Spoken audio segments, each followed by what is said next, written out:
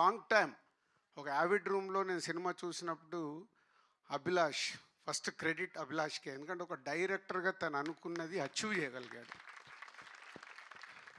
దానికి ఆ ఎమోషన్స్ కానీ ఆ బైక్స్ పైన తీసిన ఇందాక సౌండ్ అన్నాడు కదా, ఇప్పుడు అడిగాను నువ్వు యావిడ్ రూమ్లో చూపించేసావు, అలా కాదు నేను ఫుల్ స్క్రీన్లో సినిమా చూడాలి, ఆ సౌండ్ ఏంటి, నీ విజువల్స్ అక్కడ చూసిన దానికి థియేటర్కి డబుల్ అవుతుంది.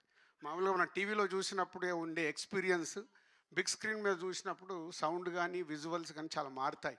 దానికోసం నేను వెయిటింగ్. సో యావిడ్లో చూసినప్పుడు ఐ లైక్ ద ఫిలిం. నాకు ఇందాక అభిలాష్కి వంశీకి రెండే నాకు అనిపించినవి ఫ్రెష్గా చూశాను, నాకు స్టోరీ ఏం తెలియదు.